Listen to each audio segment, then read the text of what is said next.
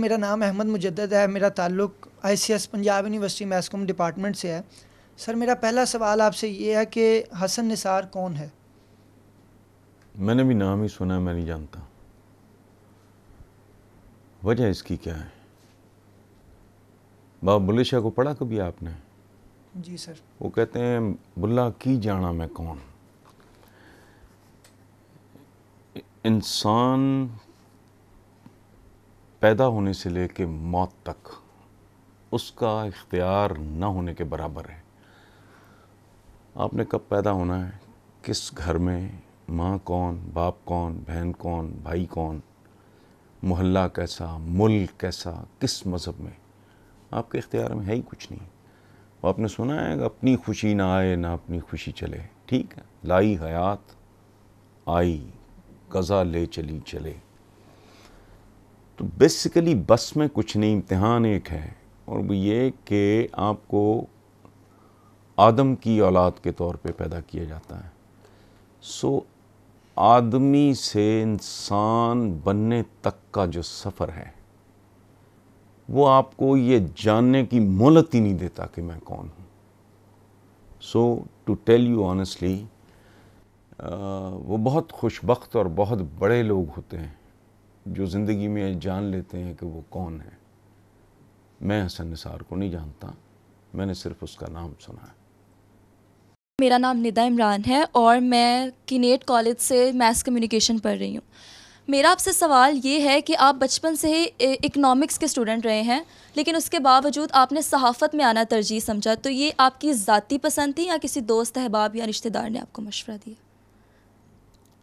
बेटा, पहली बात तो ये है कि मैं बचपन में मेरा इकोनॉमिक्स के साथ इतना ही ताल्लुक़ था कि मेरे वालिदैन मुझे फ़ीड करते थे। इकोनॉमिक्स के साथ ताल्लुक़ तो बहुत बाद में शुरू होता है। पढ़ाई के मामले में फ़र्स्ट ईयर से शुरू होता है एक सब्जेक्ट आपका इकोनॉमिक्स। अच्छा, तो बचपन वाली बात तो दुरुस्त नहीं है। ठीक है। अच्छा, अब रह गया इकोनॉमिक्स, मेरा चॉइस था नहीं था, तो बिल्कुल नहीं था। मुझे तब भी नफ़रत थी इस सब्जेक्ट से, आज भी नफ़रत है। ये किसी और ने नहीं, मेरे फादर ने मुझ पे इम्पोज़ किया था। ठीक, मेरे वालिद इंतहाई पढ़े लिखे आदमी थे, तो ख़ास तौर पे जो पढ़े लिखे होते थे माँ बाप, वो डिक्टेट कराया करते थे। मेरे घर में डिसिप्लिन था बहुत खौफनाक किस्म का, घड़ी के साथ चलते थे हम लोग। मैं चूँकि तबन थोड़ा आवारा था तो मैं घर से निकलना चाहता था। यहाँ पंजाब यूनिवर्सिटी में ऑनर्स का एक प्रोग्राम अनाउंस हुआ कि पहले कि इंटर करके आप आ जाओगे तो फिर सब्जेक्ट स्पेशलिस्ट होंगे, कोई जियोलॉजी में ऑनर्स करेगा, कोई पॉलिटिकल साइंस में, कोई डिफरेंट सब, कोई फ़िलासफ़ी में, कोई इकोनॉमिक्स में। मेरा चॉइस था इंग्लिश लिटरेचर, फिर मेरा चॉइस था फाइन आर्ट्स, तो माय फादर रिफ्यूज्ड। उन्होंने कहा कि अगर पढ़ना है तो इकोनॉमिक्स, वरना गवर्नमेंट कॉलेज लायलपुर में कंटिन्यू करो। ठीक, मेरी मजबूरी थी कि मैं घर से निकलना चाह रहा था। घर से निकलने से मुराद ये है कि उस डिसिप्लिन से जो मेरे फादर का या हमारे ख़ानदान का वो एक ख़ास तरह की शनाख्त थी, वो सो आई हैड टू कॉम्प्रोमाइज़। तो सर आप ये नहीं समझते कि ये एक फोर्स्ड करियर था जो फैमिली की तरफ से आपके ऊपर मुसल्लत किया गया था? नहीं बेटा, वो समझता हूँ मैं, ऐसा ही है, लेकिन वो इतना ही था कि उन्होंने मुझे एडमिशन दिला दिया, मैंने ले लिया, उन्होंने पढ़ा दिया, मैंने पढ़ लिया। अच्छा। प्रैक्टिकली ज़िंदगी में मैंने किया वो जो मैंने करना चाहा, उसकी वजह है मैं आज भी अपने बच्चों के मामले में मेरा रवैया बिल्कुल अपने वालिद के रवैये से, अल्लाह उन्हें गनी की रहमत करे, बिल्कुल मुख्तलिफ है। उनको मुकम्मल तौर पे आज़ादी है, चूँकि ज़िंदगी में एक्सेल नहीं करते आप जब तक आपका प्रोफेशन, आपका पैशन नहीं है, आपका रोमांस नहीं है, बिल्कुल। आपका दिल नहीं है वहाँ, तो दिमाग भले जितना मर्जी हो आप उसमें मैं नहीं जानता मैंने जर्नलिज्म में कितना कंट्रीब्यूट किया, कितना अचीव किया, लेकिन generally speaking I am satisfied with my performance as a writer. Journalism मेरे पे तोहमत ही है, चूँकि जर्नलिस्ट बेसिकली जो मेरी डेफिनेशन है, जिसने रिपोर्टिंग नहीं की, जिसने न्यूज़ रूम की मार नहीं खाई, वो तपस्या नहीं की, वो जर्नलिस्ट है नहीं।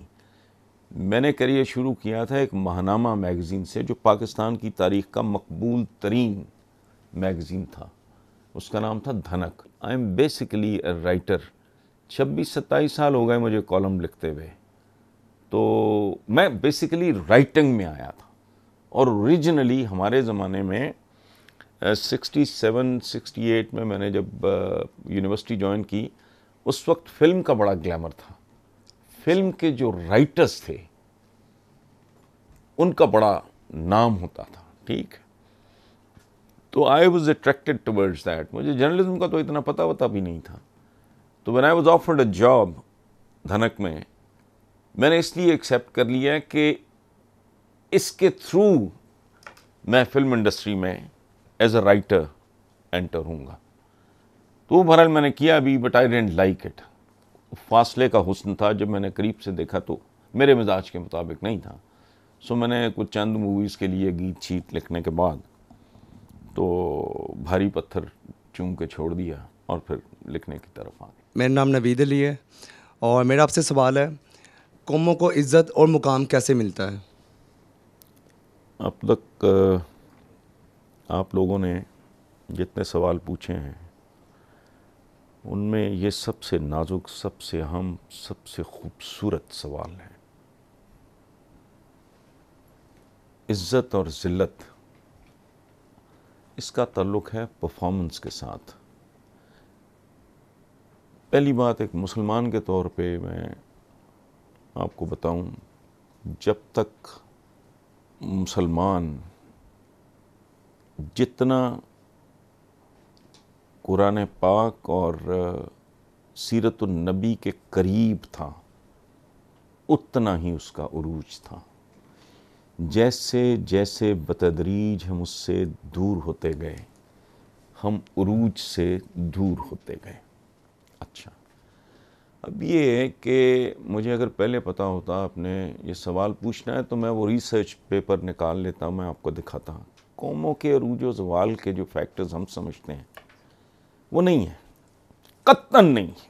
ये बहुत कमाल की वेस्ट में एक रिसर्च हुई। मसलन उसमें वो कहता है कि कौमों के अरूज व ज़वाल में उनके मज़हब का दखल नहीं होता, उनके इलाके का दखल नहीं होता, एज ऑफ सिविलाइजेशन का दखल नहीं होता। एज ऑफ सिविलाइजेशन से मुराद है कि इजिप्शियन सिविलाइजेशन, मेसोपोटामियन बड़ी पुरानी है, इंडियन सिविलाइजेशन बड़ी पुरानी है, तो ये नहीं। मज़हब वो भी बड़ा फैक्टर है। तो कहते होता क्या है, उसमें 9 पॉइंट्स हैं। उसमें जानते हो आपके पहला क्या है? पंक्चुअलिटी, पाबंदी औकात। मेरा नहीं ख्याल कि पूरे आलम इस्लाम में किसी को इस बात का गुमान भी होगा। हमारी बुनियादी तरबियत में यह शामिल था। कैसे? नमाज क्या सिखाती है? एक तो जन्नत और वो सारा अपनी जगह पे, बट बेसिकली वो आपको पाकीज़गी सिखाती है, रेजिमेंटेशन सिखाती है, आपको डिसिप्लिन सिखाती है, आपको पाबंदी औकात सिखाती है। अच्छा, हम अपने बुज़ुर्गों से, आप भी अगर आपका पंजाब का ही बैकग्राउंड है तो आपने सुना होगा, वो कहते थे हमारे बुज़ुर्ग, वेले दी नमाज ते कवेले दियां टक्करां। नमाज वही है लेकिन बर वक्त, पाबंदी औकात, डिसिप्लिन, रेजिमेंटेशन, ब्रदरहुड, एक दूसरे के साथ शेयर करना, अपना दुख दर्द, सुख दुख शेयर करना, ये वो सारा। फिर उसमें था कि अर्ज टू कंट्रीब्यूट समथिंग, यानी माशरे में, अपने माशरे में कोई ना कोई पॉजिटिव चीज़ कंट्रीब्यूट करने की ख्वाहिश, बियॉन्ड ग्रीड, लालच के बगैर।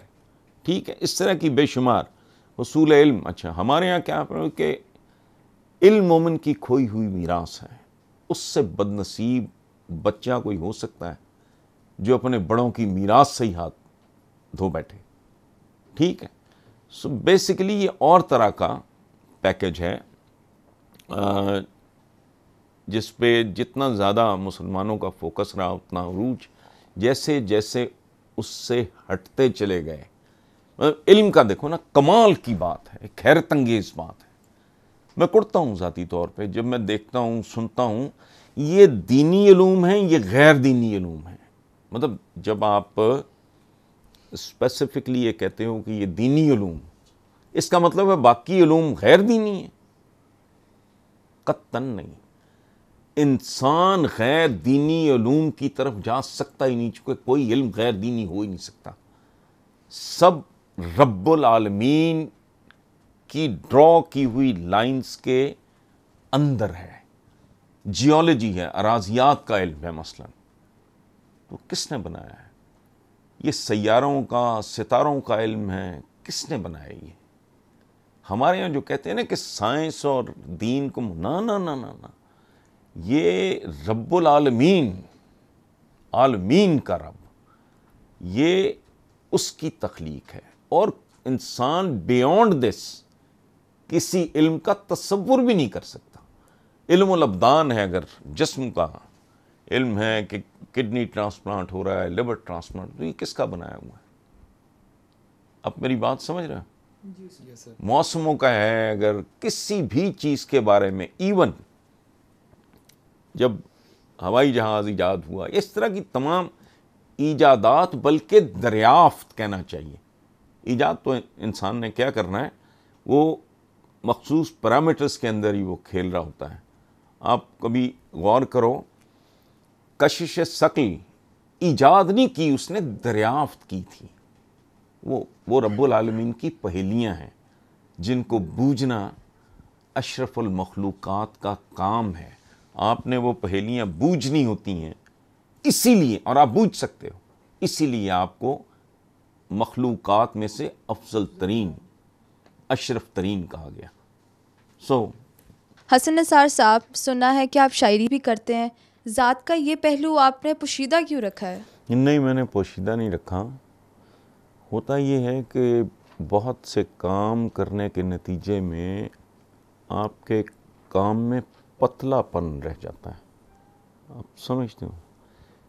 तो वेरी सून आई रियलाइज्ड कि भाई मुझे कहाँ फोकस करना है।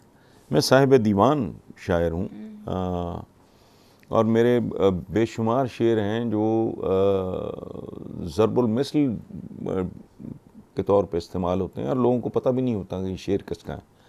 दूसरा फैक्टर जो मैं आपको बताऊं कि शायरी ज़रिया माश नहीं, रिस्पेक्टेबल एक्सेप्शंस हैं, कुछ लोग, बहुत कम, न होने के बराबर, आटे में नमक के बराबर भी नहीं है। तो वो मैंने बहुत जल्दी रियलाइज़ कर लिया कि no, this is not the right thing. ठीक है, चूँकि मुझे हबीब जालिब की तरह को भूखा मरने का शौक़ नहीं था। मैंने बचपन बहुत तालीशान और बड़ा आसूदा देखा था। यूनिवर्सिटी में हम बहुत कंफर्टेबल ज़िंदगी गुजारी थी, तो मेरे लिए it was very difficult for me to कि भाई ये बहुत बड़ी कीमत है। तो आपने इसको प्रोफेशन परस्यू नहीं किया, ये आपका सिर्फ एक शौक़ था? नहीं, ये प्रोफेशन होता भी नहीं, बहुत कम है। मेरा नहीं ख्याल कि रीसेंट हिस्ट्री में सवाए अहमद फराज के को शायद ही कोई एक आध को बंदा हो, काम कोई ना कोई और करना पड़ता है। और इसके लिए एक और बात बताऊं मैं आपको, शायरी के लिए तन मन धन देना पड़ता है। ये ज़िंदगी मौत का खेल है। अगर आपने शायरी करनी है तो बड़ा ज़र्फ चाहिए। One has to be fully prepared कि जैसे भी हालात होंगे। आपके सामने हैं नासिर काज़मी, कितने खूबसूरत शायर, मुनीर नियाज़ी मेरे बुज़ुर्ग थे। इन सब के साथ मेरी एक अकीदत मोहब्बत रही है, इन लोगों से सीखा है मैंने। तो ये कहते हैं ना नीम पैगम्बरी, ये बहुत बड़े लोगों का काम है। सच पूछो तो मैं I was too small and too humble a man इसको इस पे फोकस करके अपनी ज़िंदगी कुर्बान करने के लिए जो ज़र्फ़ चाहिए, जो जुर्रत चाहिए, जो हिम्मत चाहिए थी, वो मुझ में नहीं थी। इसलिए मैंने सेकंड, उसके बाद जब मैं सीरियसली इसमें आया ना राइटिंग में, जी सर। तो वो फिर मैंने अपना आप इसके सुपुर्द कर दिया। वो एक्लिप्स कर गई मेरी शायरी को, उसको खा गई, वो उसको डोमिनेट कर गई। तो ठीक है, I am very happy. Sir माज़रत के साथ, जिस तरह आप सच्चाई की बातें करते हैं, तो वाकई से सच इस कदर कड़वा होता है सर? मैं सच्ची बात है, मैंने कभी सोचा नहीं, वरना शायद मैं ये करता ना। मैं आपको बताता हूँ, ऐसा नहीं। मैं एक चीज़ एक्सप्लेन एक से ज़्यादा बार कर चुका हूँ। मेरा रोल हम जैसे मुल्कों और माशरों में, पहली बात तो ये है, आली दिमाग, शाह दिमाग लोग वाले लोग पैदा नहीं होते, इतनी घुटन होती है, ठीक है। तीसरी आँख खोलने की इजाज़त ही नहीं होती। उसके क्या सवाल क्या था अपना? सर आपकी जो सच्ची और तल्ख बात है, हाँ, वो हज़म नहीं, होती मैं उसको सच्ची तल्ख, मैं इन टर्म्स में नहीं, मैं ये बात डिफाइन कर चुका हूँ कि देखो, मेरा रोल एक कैमरे का रोल है। मेरे सामने एक कैमरा है, एक आपके सामने है। बिल्कुल। ये कोशिश भी करेगा तो आपकी दाढ़ी गायब नहीं कर सकता, वो कोशिश करेगा तो मेरी अजरक नहीं उतार सकता, ठीक है। उसे फिर फ्रॉड कहा जाएगा अगर कोई ऐसी हरकत होगी। मेरा रोल एक एक्सरे मशीन का रोल है। इस पूरे माशरे, इस 21-22 करोड़ की आबादी, इसमें मेरा एक रोल अल्लाह पाक ने डिफाइन किया है कि तुम एक कैमरे की तरह ऑपरेट करोगे, तुम एक एक्सरे मशीन की तरह ऑपरेट करोगे। अच्छा, मुझे अगर कोई ऐसी बॉडी का एक्सरे करना पड़े जिसकी हड्डियां टूटी हुई हों, ठीक है, और मैं पेशेंट को या उसके वरसा को वो रिपोर्ट दी जाए और वो कहे एक्सरे मशीन बेहुदा है, बकवास कर रही है, बुरी बात कर रही है, मोस्ट वेलकम। आप गंदगी के ढेर के आगे मुझे खड़ा करके करोगे, मैं तस्वीर गंदगी की दिखाऊंगा आपको। आप किसी खूबसूरत चमन में ले जाओगे मुझे और वहाँ इस कैमरे को इस्तेमाल करके तस्वीर बनाओगे तो फूल दिखाई देंगे। जैसा माशरा है मैं आपको वैसा ही दिखाऊंगा। वो सच है, मुझे नहीं, आई डोंट केयर वो क्या है, वो फैक्ट है मेरे नज़दीक, वो हकीकत है। सच झूठ के चक्कर में मैं नहीं पड़ता। मैंने दयानतदारी से आपको आपका चेहरा दिखाना है कि अगर दुरुस्त कर सकते हो, मैं तुम्हें तुम्हारी शक्ल दिखा रहा हूं प्रॉपर, उसमें डंडी मारे बगैर, कॉस्मेटिक सर्जरी किए बगैर। अगर आप इसको इंप्रूव कर सकते हो तो प्लीज डू इट। मैं सच झूठ और मैं गुनाह और सवाब सोच के कुछ नहीं करता ज़िंदगी में। मैंने हज़ारों के हिसाब से अपने फार्म हाउस में पौधे लगाए अपने, और बड़े बड़े तल्ख मौसमों में मेरे ज़हन में कभी ये नहीं था कि इससे मुझे सवाब मिलेगा। अगर मैं कोई अच्छा काम करता हूँ, अगर, या बहुत से अच्छे काम करता हूँ, मेरे ज़हन में कभी उसका अजर नहीं हुआ। वो काम बज़ाते खुद मेरा रिवॉर्ड है। आप समझ गए हो? आप बेसमेंट में बैठे हो, पता है इस बेसमेंट के गिर्द संकिन एरियाज हैं जिसमें फूल भी हैं और परिंदे भी हैं। बेसमेंट में ओपन टू स्काई एरिया, आपके पीछे भी, उस साइड पे भी, हमारे बेडरूम्स के पीछे भी। वो क्या है? वो खुला आसमान है, पौधे हैं, मैं खुद देखता हूँ, उनकी देखभाल करता हूँ। डब्स हैं, फार्म हाउस पे चले जाओ, वहाँ तो हमने घोड़े तक, ये सारा तो कोई मेरे ज़हन में कोई नेकी नहीं, खूबसूरती, हर खूबसूरती नेकी है, ख़त्म। सो ये सच बोल रहा हूँ मैं तो कुछ झूठ बोल रहा हूँ, ये नहीं। मैं हकीकत पसंद आदमी हूँ, हकीकत बयान कर रहा हूँ। सर आपकी जो नात है शोहराए आफाक, वो बहुत मुनफरिद है और बहुत अहमियत की हामिल है। तो मैं आपसे जानना चाहती हूँ कि वो कौन से लम्हात थे जब आपने ये नात कही? क्या इसके अलावा आपका और भी कोई नातिया कलाम है? बड़ा अजीब सवाल किया आपने। जब मैंने नात लिखी, कई बरस बीत गए इस बात को, तो लोगों को बड़ी हैरत हुई। मुझे उनकी हैरत पे हैरत हुई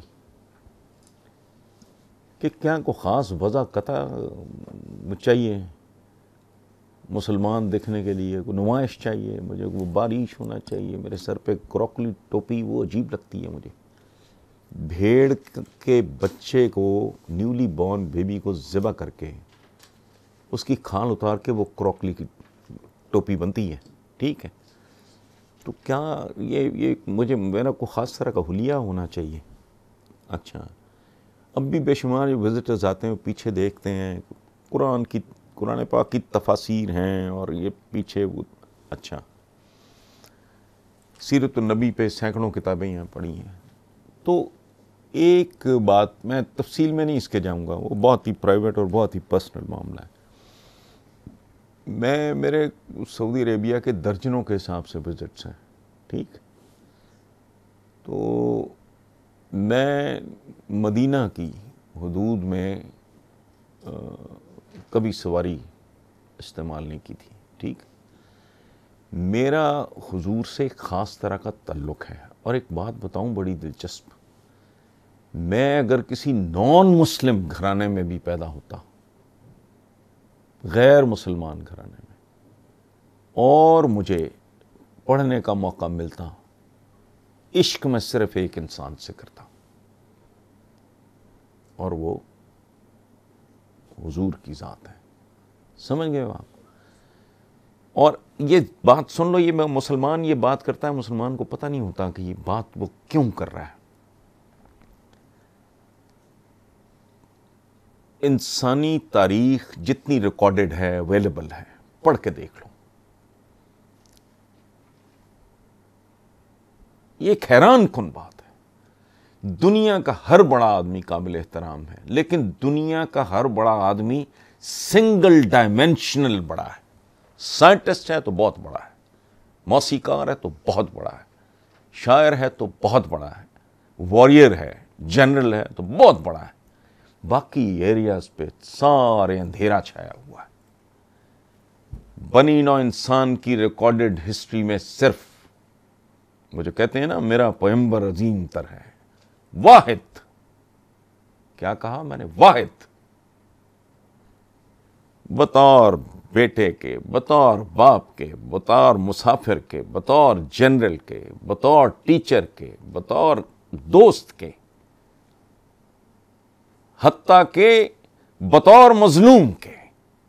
ताइफ में जो पत्थर पड़े तो फरिश्ते ने कहा कि दोनों पहाड़ों में पीस देते हैं, तो आपने कहा नहीं, शायद इनकी नस्लों में से कोई इस्लाम कबूल, जिस रूप में देखो तो पिघल जाता है आदमी, मतलब बंदा वैसे ही।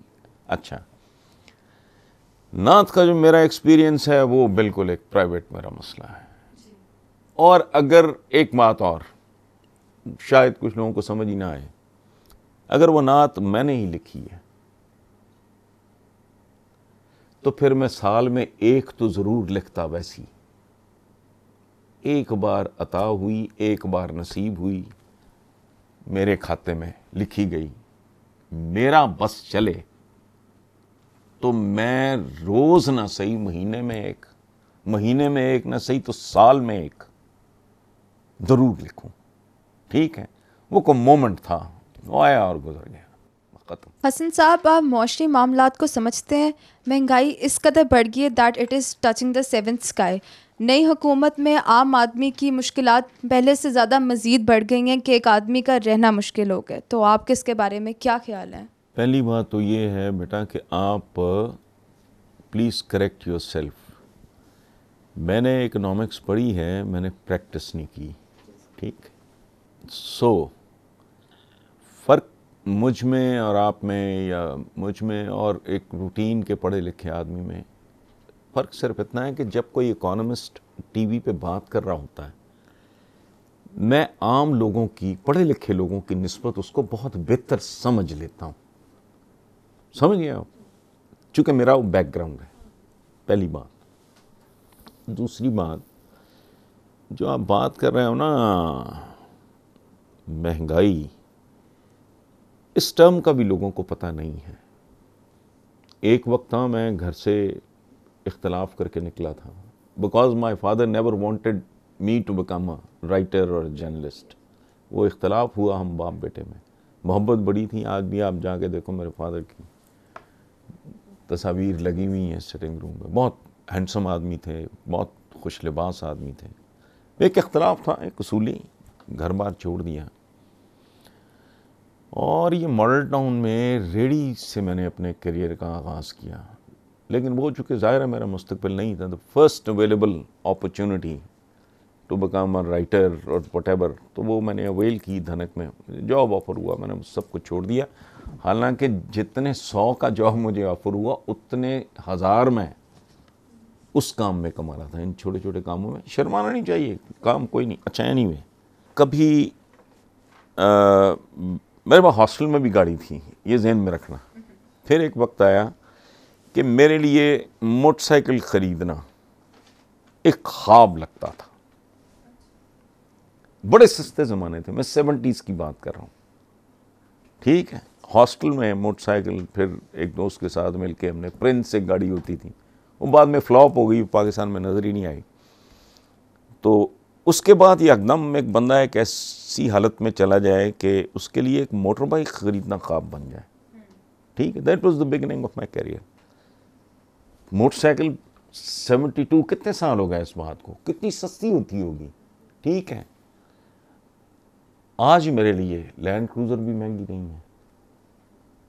सो पहली बात तो इसको समझने की कोशिश करो। जापान अगर आप जाओ, वेरी एक्सपेंसिव। अच्छा, स्विट्ज़रलैंड चले जाओ, वेरी एक्सपेंसिव, ठीक है।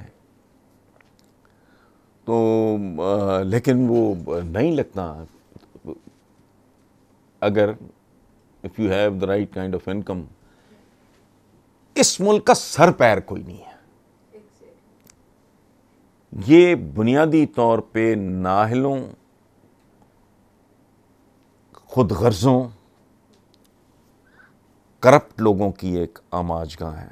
और अनफॉर्चुनेटली उसका आगाज़ आज़ादी के साथ ही शुरू हो गया था। पहले 2 काम जो क़याम पाकिस्तान किसी ने चेक नहीं किया, ठीक। कहते हैं कि ताले चोरों के लिए नहीं होते, शुरफा के लिए होते हैं।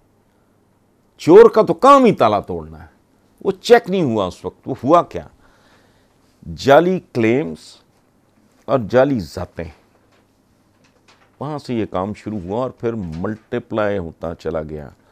फिर हमारी पॉलिटिक्स में कुछ इस तरह के लोग आए जिनके नज़दीक मुल्की वसाइल से खिलवाड़ करने के अलावा ये सो कॉल्ड जमहूरियत वगैरह ये कारोबार कोई नहीं था। और एक और बात आपको बताऊं, ये भी समझने की है, गरीब आदमी जिसे हम कहते हैं ना, वो शिकार नहीं होता इसका, वो फौरन इसको पास ऑन कर देता है। मसलन मैं रेड़ी वाला हूँ, मैं छाबड़ी वाला हूँ, मैं सब्ज़ी फरोश हूँ, मैं फल बेचता हूँ। मैं कल सुबह मंडी जाऊँगा, जिस भाव मुझे जो सब्ज़ी या फल मैं ख़रीदूँगा उसमें अपना मार्जिन ऐड करके आपको मैं पास ऑन कर दूँगा। मैं वहीं का वहीं, पेट्रोल महंगा होगा, मैं चिंची चला रहा हूँ, मैं हर सवारी का एक कैलकुलेट करूँगा कि असूलन मुझे 2 रुपये पर किलोमीटर बढ़ाने चाहिए, मैं 3 बढ़ाऊँगा। मरती है मिडिल क्लास, ये याद रखना। जो एफ्लुएंट तबका है उसको क्या फ़र्क पड़ता है। मतलब एक घर है, अगर उसकी ग्रोसरी से, मैं अभी हवा में बात कर रहा हूँ, मुझे इन चीज़ों की कोई समझ नहीं है, पता नहीं है, मेरा ताल्लुक कोई नहीं है कि अगर लाख रुपए में आती है वो 1.5 में भी आए तो क्या फ़र्क पड़ता है।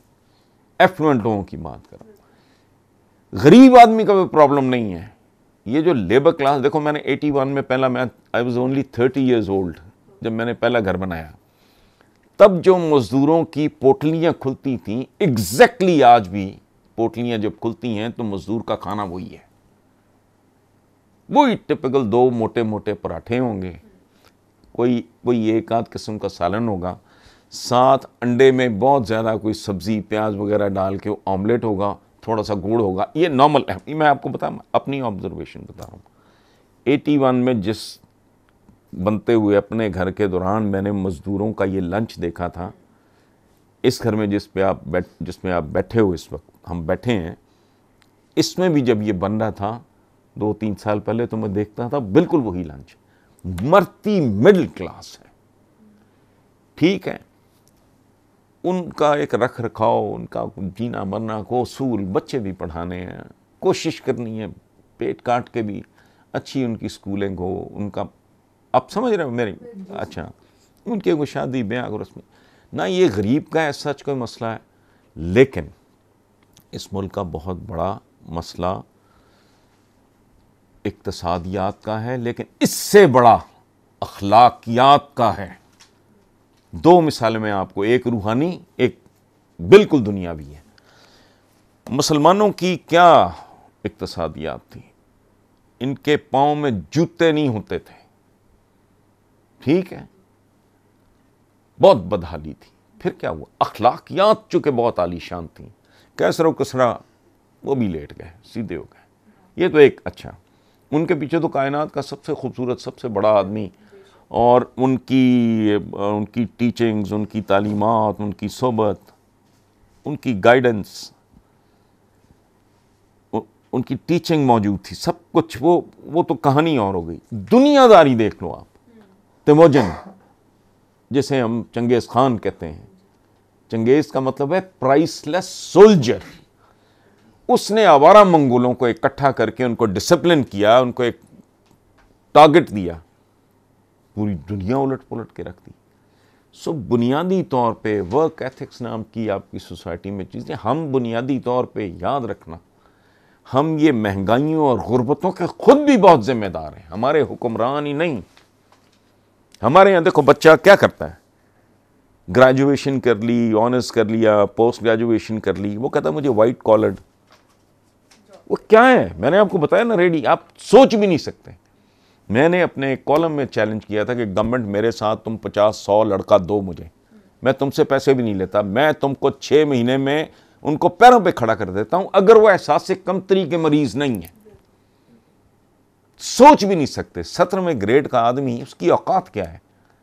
जो बंदा समोसे बेच रहा है, जो बंदा शामी कबाब बेच रहा है, जो वो शवरमा बेच रहा है, वो इंसान नहीं है। आप शऊर नहीं, एहसास से कमतरी के मरीज हैं ये लोग। आप वर्कआउट करो, आप बच्चियाँ हो, आपके लिए आसान होगा, इन दोनों के लिए मुश्किल होगा। आप वर्कआउट करो, जो शामी कबाब आप किसी अच्छी डिसेंट बेकरी से मंगाते हो, उसी के वज़न का घर पे बना के देखो, यूल बी शॉक्ड। जो आप एक पिज्ज़ा मंगाते हो बाहर से, उसी साइज़ का, उसी वज़न का घर में बनाओ, आपको समझ आ जाएगी कि इसमें मार्जिन कितना खौफनाक है। आप जाके फ्रूट की, ये मैं आप लोग बच्चे हो, मैं जान के ये बात कर रहा हूँ कि आपके दिमाग में ये नौकरी, ये गुलामी, इससे निकलो। आपने खुद भी अपनी इकोनॉमी बर्बाद की हुई। आपके गांव में लोग काम नहीं करते, क्यों बच्चे पैदा किए जा रहे हैं इतने, उनको रेंट अ चाइल्ड सोसाइटी बना दी है, बच्चे किराए पे चला देते हैं। 8 साल का 10 साल का बच्चा, छोटी छोटी बच्चियाँ घरों में, बाप बैठा है हुक्का पी रहा है। हमारे फार्म हाउस में आप लोग कभी शायद इसी सिलसिले में कोई एक आध प्रोग्राम वहाँ रख लें, तो बंदा सर पकड़ के बैठ जाता है कि ये कैसे बेरहम माँ बाप है। समझ गए आप। सो इसमें हमारा भी रोल है, हमारे हुक्मरानों का भी रोल है। और याद रखना, महंगाई एक वर्ल्ड वाइड भी एक मसला है। हाँ, no, not at all, not at all. Sir मैंने आपसे सवाल है, आजकल आप अपने कॉलम्स में माजी को बहुत याद करते हैं, क्या बहैसियत कौम हम माजी भूल चुके हैं? नहीं, मेरा एक इंडिविजुअल केस है, आप कौम की तरफ चले गए हो। ज़ाती तौर में आपको बताऊं कि मैं नॉस्टैल्जिया का मरीज़ हूँ, मैं माजी परस्त होना नहीं चाहिए। ये मेरी जो कमज़ोरियाँ हैं ना, उनमें से एक कमज़ोरी मेरी ये भी है, माजी परस्ती। जितना मैं माजी में रहता हूँ नहीं रहना चाहिए, ये हेल्दी नहीं है, सेहतमंद नहीं है। बट एक बात बुनियादी ये है कि इंसान है क्या, इंसान माजी है, हाल है और मुस्तकबिल है। मुस्तकबिल आप यूँ समझ लो, उसकी बुनियाद आपका माजी और आपका हाल होता है, ठीक है। अब माशाल्लाह आप लोग यंग हो, मेरे पास सवाए माजी के अब रह कुछ नहीं गया। अब ये बात आपको अजीब लगेगी और लगनी चाहिए, आपको इन उम्रों में ये बात समझ आनी नहीं चाहिए, आएगी भी नहीं इंशाल्लाह। जब आप मेरी तरह पहुंचोगे इस उम्र को, फिर आपको शायद कभी याद आए ये बात कि हाँ उस आदमी ने ये बात की थी। मेरे पास मैं आई एम इन माई मिड-60s, तो मेरे पास अब माजी के अलावा है क्या। I have lost a lot of my friends, ठीक है। अब मैं गोशा नशीनी की ज़िंदगी गुजार रहा हूँ, तो मेरा जाता है वो, आप कौन, वो और कहानी है, वो और कहानी है, मैं इंडिविजुअल अपना। लेकिन मैं ज़ाती तौर पे आपको मैं नसीहत करने की पोजीशन में तो बिल्कुल नहीं हूँ, लेकिन मैं शेयर करता हूँ कि माजी को करीब रखो, अजीज़ रखो, वो तुम्हारा ही है, किसी और का नहीं है। लेकिन मेरी तरह माजी परस्ती का शिकार होना, नॉस्टैल्जिया का मरीज़ होना, ये कोई ज़्यादा हेल्दी बात नहीं है। लेकिन वो मेरा है मिजाज का, मैं कैंसेरियन हूँ, मैं बुर्ज सरतान जिसे कहते हैं ना, तो मेरे तो डीएनए में घुसा हुआ है माजी परस्ती। आप लोगों के नहीं होना चाहिए। तो बाकी ठीक है।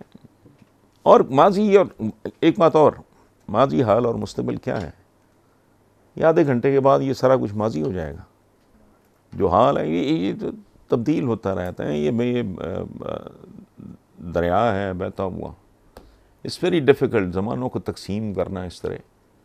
तो और मेरी यादें जो कि बहुत खूबसूरत हैं, मुझे लोग ज़िंदगी में बहुत खूबसूरत और अच्छे मिले, so I miss them a lot. और बहुत, ये शहर वो नहीं है, ये कल्चर वो नहीं रह गया, रिश्ते वो नहीं रह गए, लोगों की प्रायोरिटीज़ वो नहीं रह गई। मैं जब अपने बच्चों को देखता हूँ, दे आर ब्यूटीफुल चिल्ड्रन, लेकिन मैं सोचता हूँ कि पता नहीं अपने बचपन की कोई झलक दिखाई नहीं देती। So thank you so much sir.